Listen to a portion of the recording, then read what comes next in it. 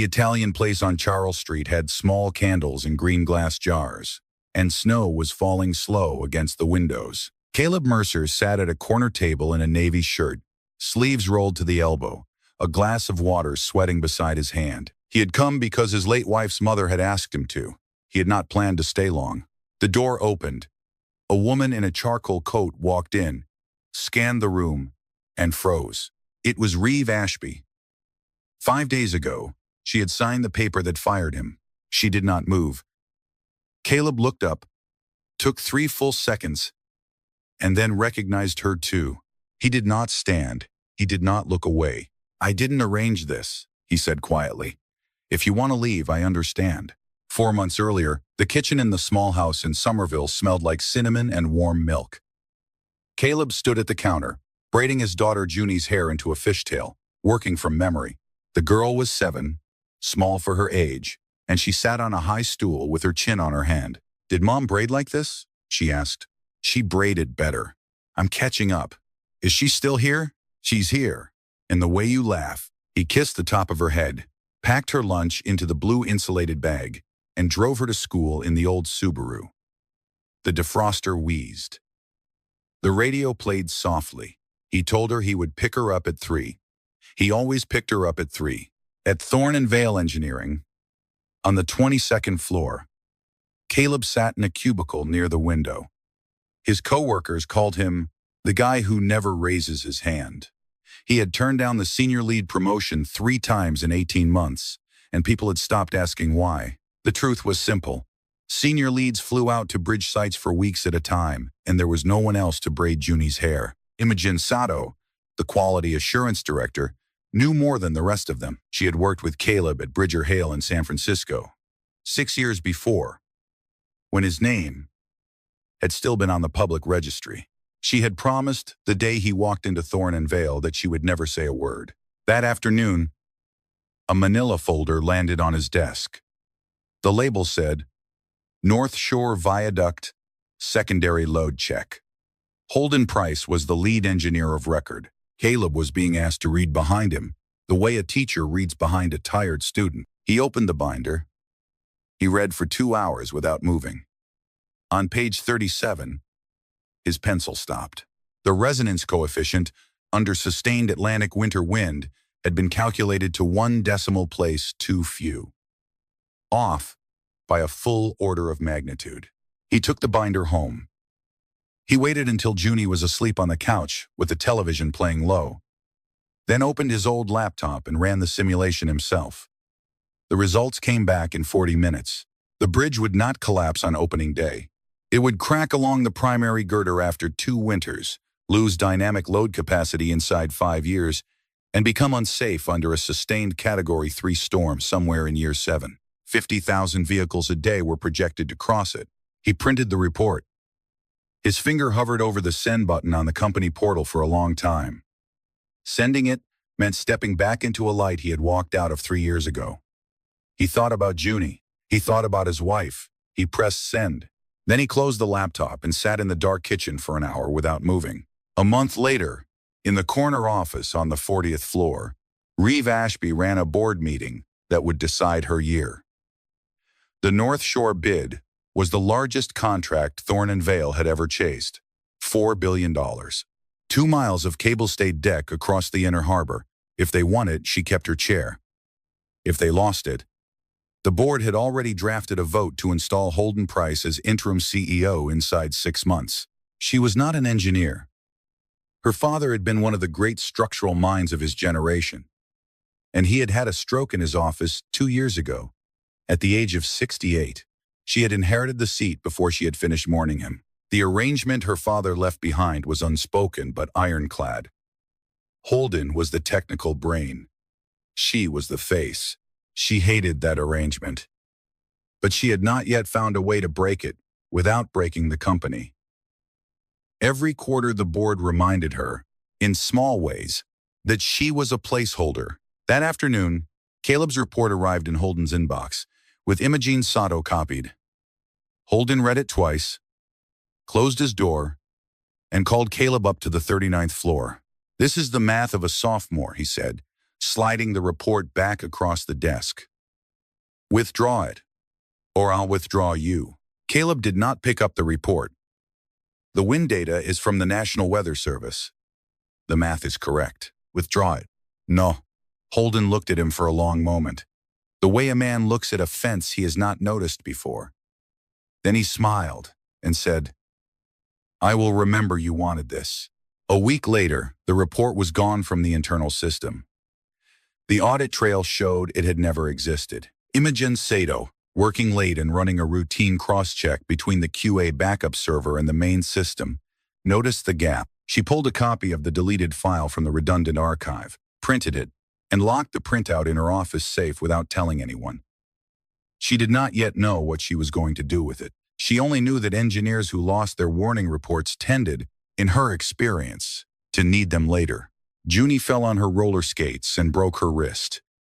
Caleb took 2 days off. In the elevator, Holden leaned toward Reeve and murmured, "Some employees can't commit. That's the kind you shouldn't trust on the big projects." Reeve nodded and made a note in her phone.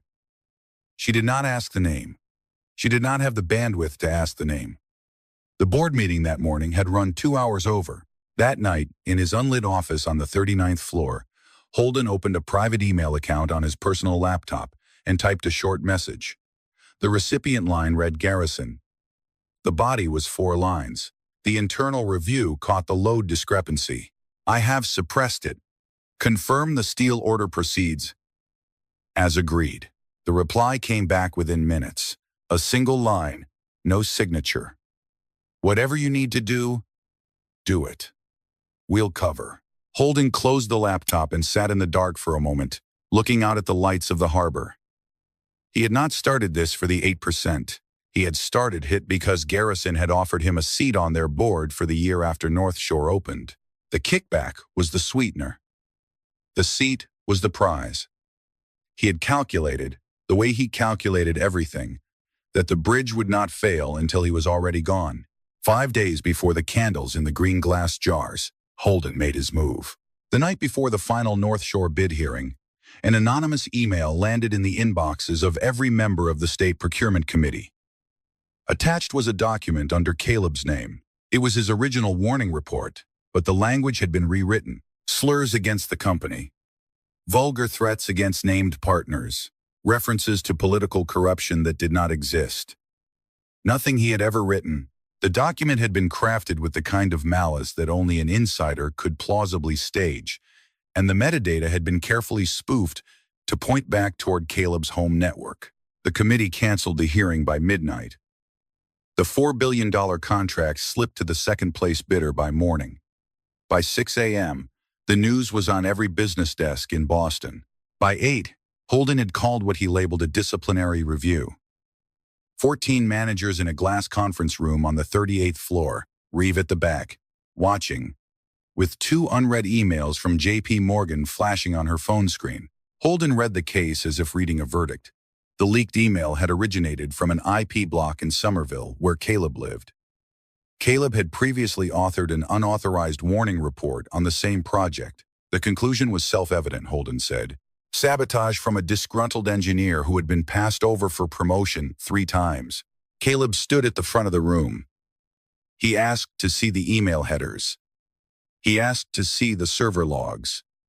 He asked to see the IP trace. In full, not summary. Under investigation, Holden said.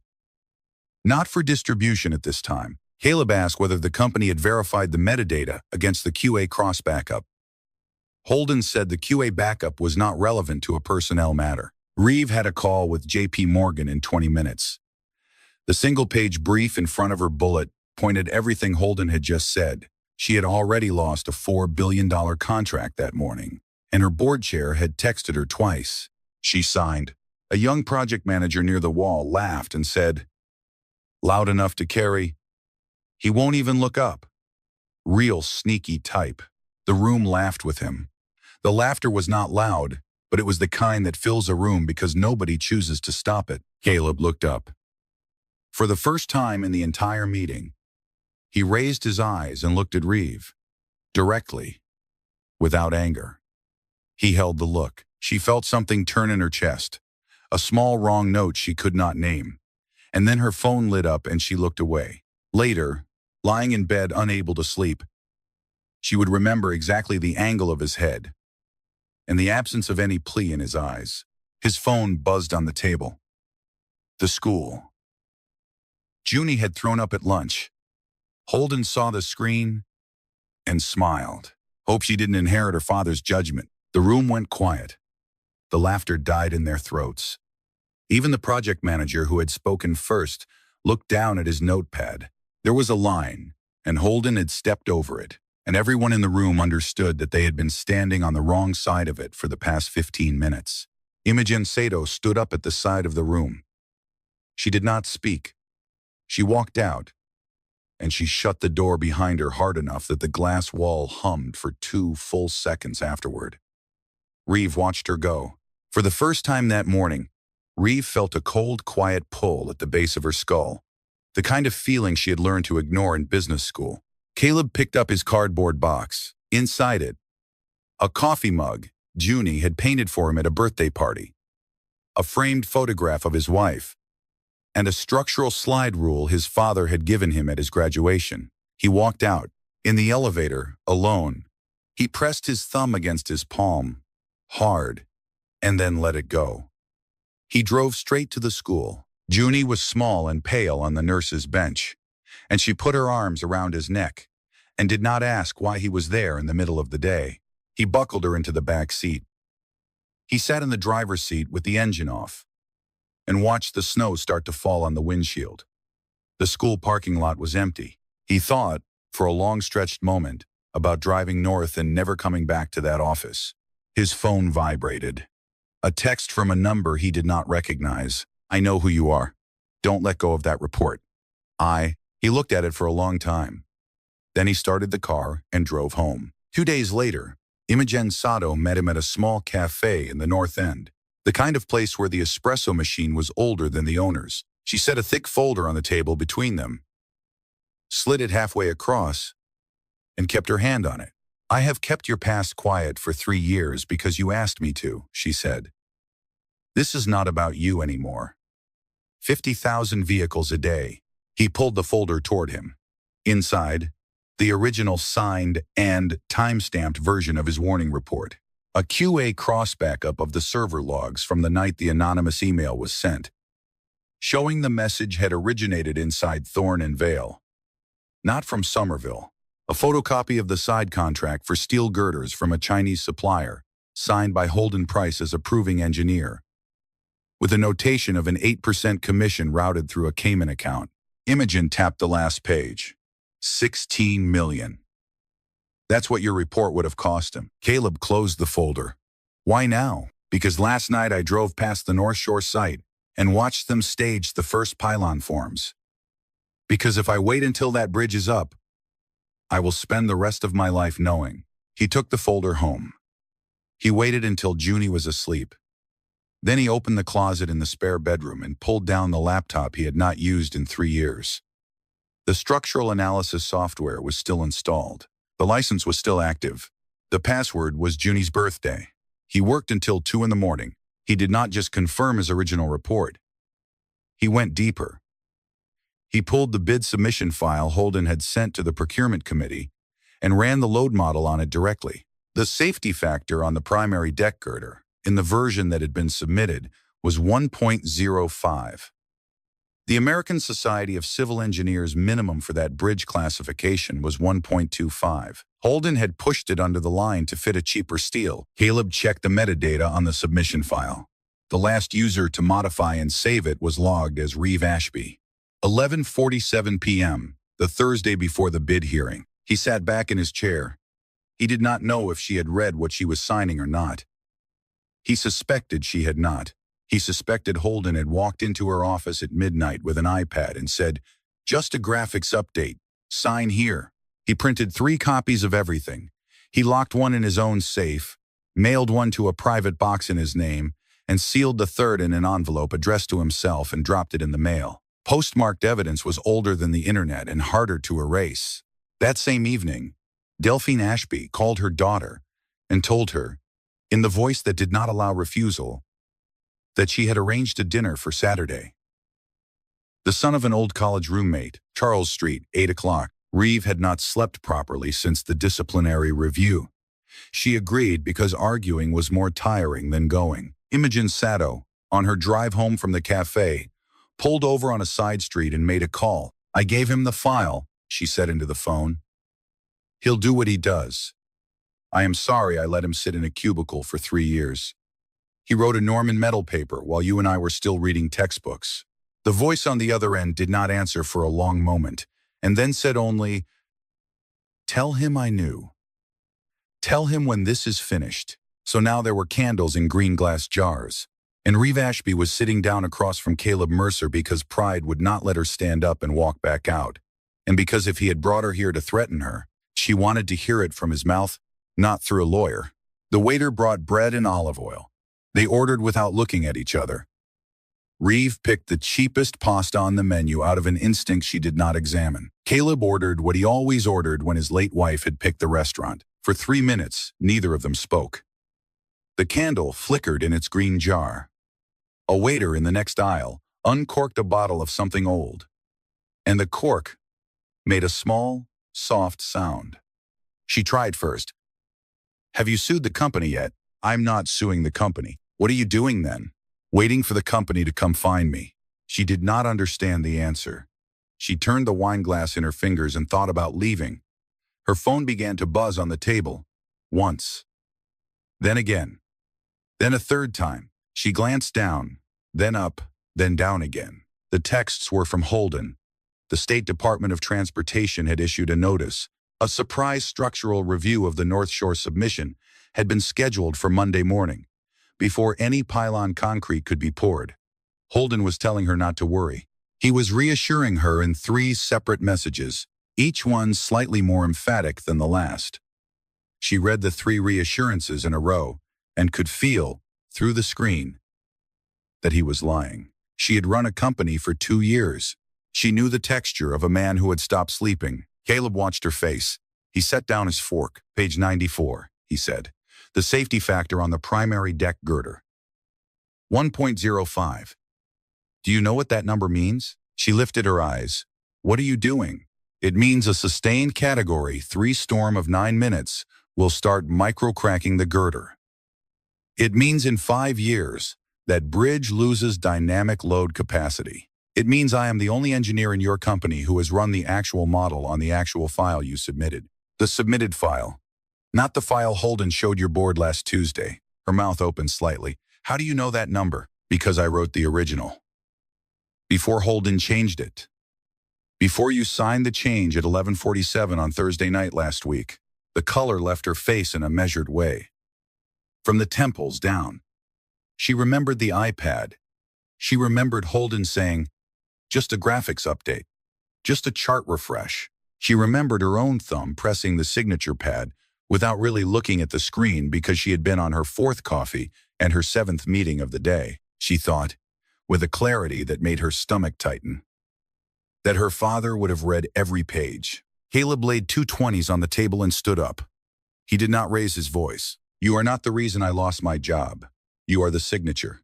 Holden is the reason. And the bridge is going to be the reason 50,000 people die if no one stops it.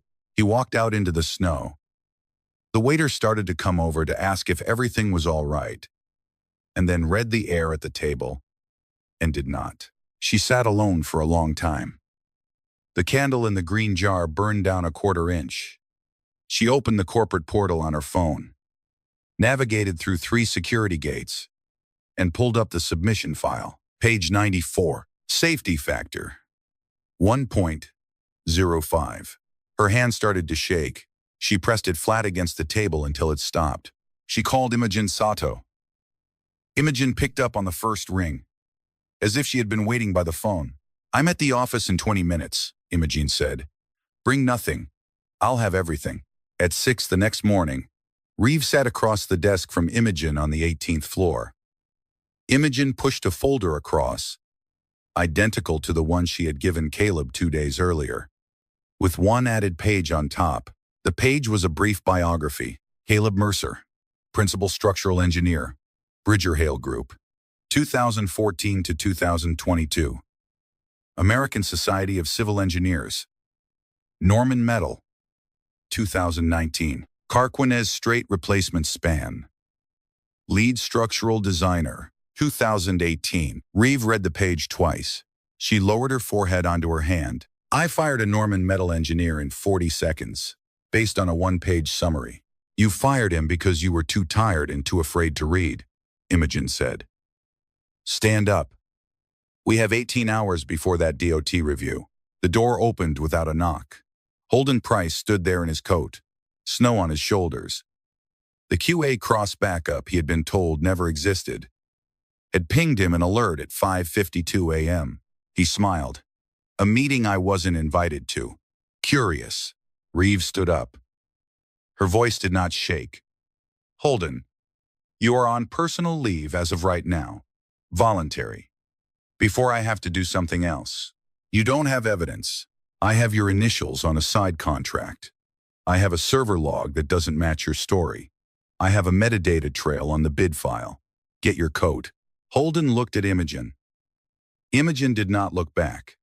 He left without raising his voice, which Reeve recognized as the more dangerous reaction. She drove herself out to Somerville. She did not call ahead. She parked at the curb in front of a small clapboard house with a snow-dusted hedge, walked up the path, and knocked. Caleb opened the door in a flour-stained apron, sleeves rolled. Behind him, a small girl in a striped shirt looked up from the kitchen counter. You're the lady from the spaghetti restaurant, Junie said. Are you here for breakfast? Reeve had no answer ready for a child. Caleb stepped onto the porch and pulled the door mostly shut behind him. I need your help, Reeve said. Monday morning, the DOT reviews the North Shore submission. If I fail that review, my board removes me by Friday. If Holden runs the room, he buries it. I cannot stand in front of those reviewers and explain a resonance model. I need you next to me. Caleb looked at her for a long, plain moment. I am not standing next to you. I am standing in front of 50,000 people who are going to drive across that bridge. You happen to be on the same side of the room as them today. That is the only reason I will be there. She nodded once. It was the answer she deserved. She walked back to her car. As she opened the door, her phone rang. The caller was Tobias Wren, a junior engineer in the North Shore Project Group. His voice was high and breaking. Mr. Price just pulled up at the laydown yard. He's burning the steel delivery log in a barrel. I'm filming through a windshield. I don't know what to do. Reeve dialed Caleb back. He said, stay on the phone with the kid. Tell him to keep filming and back away. I'll meet you there. He went inside. Asked Eleanor, his late wife's mother, to come over and stay with Junie. She lived 10 minutes away and did not ask questions. He grabbed a coat. He did not bring an umbrella. By 11 that night, 3 of them stood at the edge of the North Shore laydown yard in a hard, slanting snow. Caleb. Reeve. Imogen. Tobias Wren was crouched behind a stack of containers, still recording, his breath a small white cloud near his collar. In the center of the yard, Holden Price was feeding paper into a 55-gallon drum that had been turned into a fire barrel. The flames were short and orange against the dark. He looked up. He did not seem surprised. A field trip. At this hour, Caleb walked past him without speaking. He went straight to a stack of steel girders that had arrived from the dock that afternoon, knelt down, and put the flashlight from his phone against the stamped marking on the flange. Q345B, GB/T, 1591-2018, Chinese Standard. The contract had specified A709, grade 70W American. He photographed it. Imogen filmed him. Tobias, behind his container, pushed all 3 of his clips up to the QA cloud backup. The upload bar finished while Holden was still talking. Holden took something out of his coat. It was a USB drive. He tossed it underhand into the fire barrel. The plastic shell warped within seconds. No evidence, he said. No case. Caleb stood up and brushed snow off his knee. You burned a USB. I have a copy in my safe. Imogen has a copy in QA. Tobias finished uploading 2 minutes ago. The DOT will have it by 8 a.m. Holden turned to Reeve. He smiled the way he had been smiling at her for 2 years. Little Reeve, you don't know what your father did to keep this company alive for 20 years. You think those contracts came clean. Her shoulders pulled back half an inch. She did not answer. Caleb stepped between them. He did not raise his voice. He almost lowered it. Holden, stand still. Or walk toward the patrol car that's 6 minutes out, I don't care. But stop talking to her. Holden took a step backward. He did not mean to.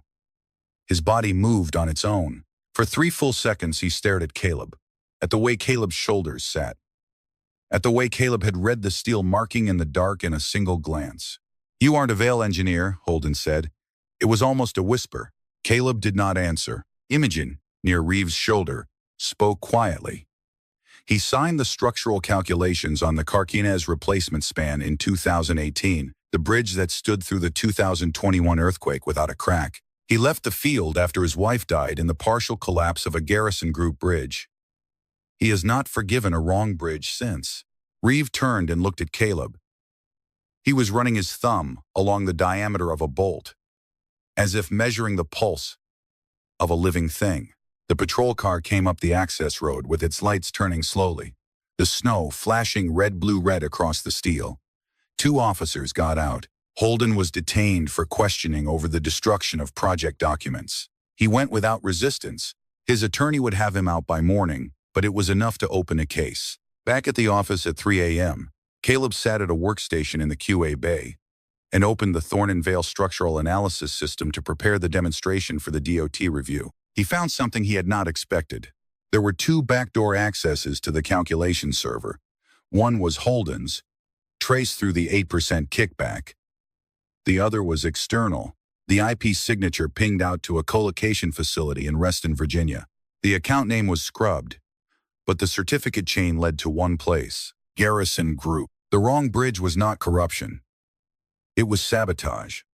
A competitor had used Holden as a hand inside the building to push Thorn and Vale into building a structurally compromised $4 billion bridge. When it failed 5 years out, Garrison would win the rebuild contract, plus the entire city's restoration work, plus the state of Massachusetts' confidence.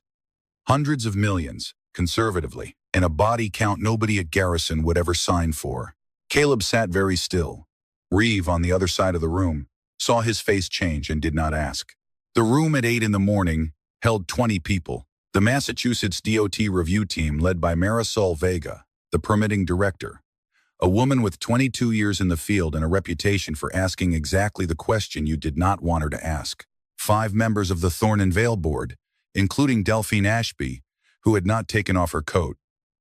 Holden, who had been released on his attorney's recognizance 4 hours earlier, in a different suit, sitting beside a lawyer Reeve had never seen before. Tobias Wren, looking as though he had not slept. Imogene Sato, in the chair closest to the projector. Caleb was not in the room yet. Reeve walked in without slides. She had a stack of printed pages and a small black flash drive. She did not sit. She put the pages down on the table and rested both hands on top of them. Before the DOT begins its review, I need to reintroduce a member of our technical team. Caleb came in through the side door. He wore a navy shirt without a tie. Holden stood up. This man was terminated last Friday for a security violation. His presence in this room is illegal. I am formally objecting on behalf of company governance. Reeve did not turn her head toward Holden. She spoke directly to Marisol Vega. That termination was issued on falsified evidence.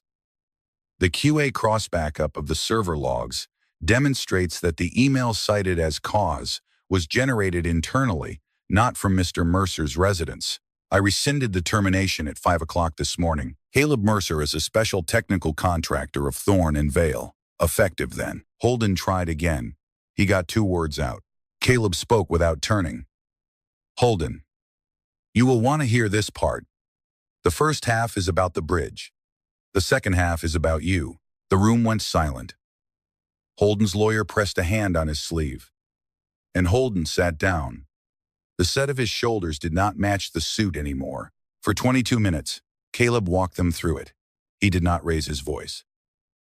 The original safety factor of 1.27, demonstrated against the original bid documentation. The submitted factor of 1.05, demonstrated against the metadata stamped file Reeve had signed at 11:47 Thursday night. The dynamic load model run live on his laptop on the projector screen, showing micro-cracking of the primary girder inside 2 winters of sustained Atlantic gale. The Chinese girders with the wrong stamp, photographed last night against a measuring tape.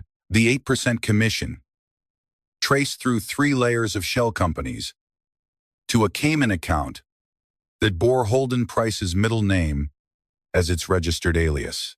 Tobias Wren's footage, played without commentary, the firelight orange on Holden's face inside the small screen. Marisol Vega did not interrupt once.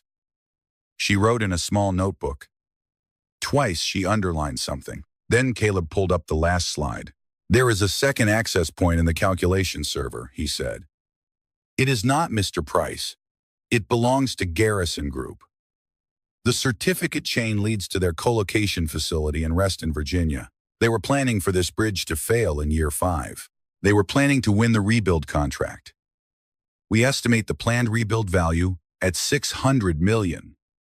There is a body count component to that plan that nobody at Garrison would have signed for in writing. Marisol Vega stood up. Her voice was level. The Massachusetts Department of Transportation suspends the North Shore Viaduct construction permit effective immediately.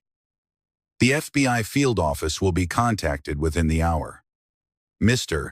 Mercer, I would like a full copy of your evidentiary file by close of business today. Delphine Ashby turned and looked at Holden across the table. She had known him for 20 years. She had been at his wedding. My husband trusted you, she said. For 20 years. Holden's voice cracked. This is a fabrication. Mercer staged this. The metadata can be spoofed. Caleb did not turn his head. I did not stage you, Holden. You signed your own name on 112 emails to Garrison. Security stepped in. 2 officers in suits walked Holden out from his chair. As they passed Caleb, Holden stopped. He leaned in close. He spoke just under his breath, just loud enough for Caleb to hear. You think your wife died in an accident? Asked Garrison. Caleb did not move. He did not breathe for a count of 3. Then he looked through the glass wall into the corridor and saw Junie, who had asked Eleanor to bring her to her father's office that morning, waving with both hands. He walked out of the conference room. He picked her up. She was getting too big to be carried, but she let him. Reeve found him a half hour later in a hallway off the executive floor. Junie had fallen asleep against his shoulder. He sat on a low bench and did not look up when Reeve sat down 1 seat away. He spoke first, his voice flat and slow. My wife crossed the Carquinez Strait Bridge on April 23, 2022. Garrison's Bridge. A secondary girder fell. She was one of 3 people who died. The investigation said maintenance failure, contractor error, no criminal cause. I told the National Transportation Safety Board I did not believe it. They closed the file anyway. I left the field because I was afraid. Not of designing a bad bridge, of what my hands would do if I ever found out it was on purpose. Reeve did not say I'm sorry. She knew the shape of those words, and she knew they would not fit here. You don't have to look alone, she said. I'll look with you. Not because I owe you. Because Thorn and Vale was used as a weapon against my city. And I am the CEO. He turned his head a fraction. He did not answer right away. Junie shifted against his shoulder and made a small noise in her sleep. And he adjusted her so that the strap of her backpack did not press into her cheek. All right, he said. 2 weeks later, the FBI opened a federal investigation that ran in 3 states. The bid submission, the kickback structure, the Garrison server backdoor, and the Carquinez incident were all rolled into a single case. Holden Price, on the second day of his interview, confirmed that Garrison Group had been funding him since 2019. He named 2 senior vice presidents and 1 chief operating officer at Garrison, who had personally directed the Thorn and Vale infiltration. The Carquinez forensic re-examination found that the secondary girder had been replaced during the 2021 maintenance cycle with substandard alloy stock. The maintenance contractor had been a Garrison subsidiary with overlapping board membership. A grand jury was convened in the Northern District of California within 10 days. In the boardroom at Thorn and Vale, on a gray morning 2 weeks after the DOT meeting, Reeves stood in front of her board. Her mother was in the third chair from the left. The chairman had asked her to bring a resignation letter as a gesture of good faith. She did not give him the letter. She put it back in her bag. "I signed a man's termination in 40 seconds, Reeves said. "I did not read the file. I trusted Holden because I was afraid of proving I am not an engineer. That fear almost killed 50,000 people. I am not asking for forgiveness from this board. I am proposing a structure that prevents this from happening again. If you vote no, my resignation is in my bag and I will hand it over." She proposed 3 things. A full audit of every active contract above $100 million, conducted by an independent firm, with no prior relationship to Thorn and Vale.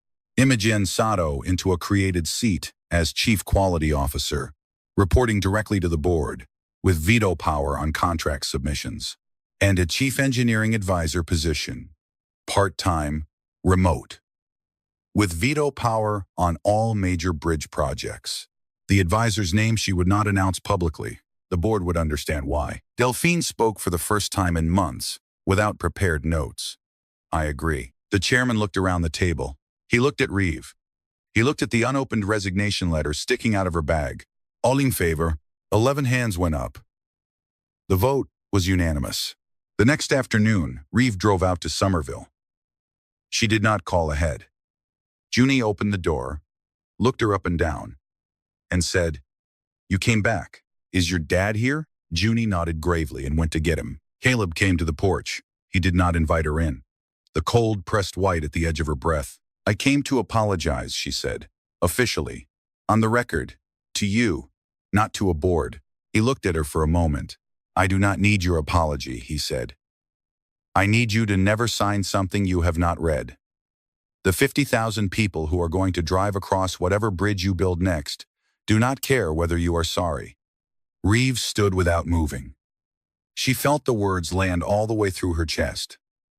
Junie, in the front room behind her father, stopped playing with her wooden blocks. The whole house went still for a measured count of 30. "I won't," Reeves said. He nodded once. "Give me a week."